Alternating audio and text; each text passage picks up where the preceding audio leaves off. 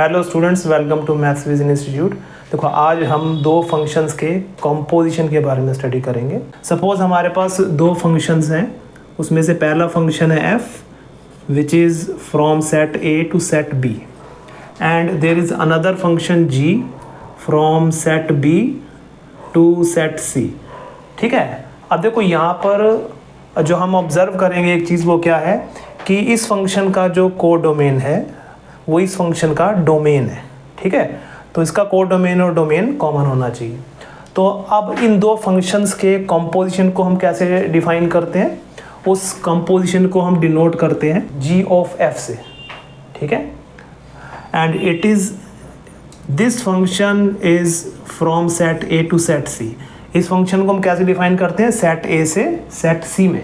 मतलब इस फंक्शन का जो डोमेन है वो सेट a होगा और कोड डोमेन इसका सेट c होगा। ठीक है, such that GOF of x is equal to G of fx for all x belonging to set A। ठीक है, तो सेट A में जितने भी एलिमेंट्स हैं उसके लिए हम इस फंक्शन को इस तरीके से डिफाइन करते हैं। फॉर एग्जाम्पल, हमारे पास दो फंक्शंस हैं। एक पहला फंक्शन है f from real numbers to real numbers and it is defined as fx is equal to x square. ठीक है, and there is another function g, वो भी रियल नंबर से रियल नंबर में ही है and it is defined as gx is equal to sine x।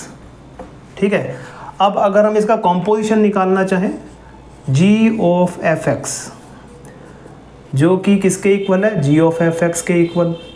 ठीक है, अच्छा, अब यहाँ पर हम fx की वैल्यू देखते हैं। fx क्या है यहाँ पर, fx है यहाँ पर एक्स स्क्वायर के इक्वल, तो ये हो जाएगा यहाँ पर एक्स स्क्वायर। ठीक है, fx के प्लेस पर एक्स स्क्वायर आ गया। अब ये हो गया gx स्क्वायर। ठीक है, ये फंक्शन क्या आ गया, gx। अब यहाँ पर g के प्लेस में, यहाँ पर जो x के प्लेस पर एक्स स्क्वायर है, तो ये किसके इक्वल हो जाएगा, साइन ऑफ। अब देखो x के प्लेस पर यहाँ x है, तो जब x के प्लेस पे एक्स स्क्वायर आ जाएगा तो यहाँ x के प्लेस पर हम एक्स स्क्वायर सब्स्टिट्यूट कर देंगे। तो ये हमारा g ऑफ fx फंक्शन बन गया। इन दो फंक्शंस का जो कंपोजिशन आ गया वो आ गया साइन एक्स स्क्वायर।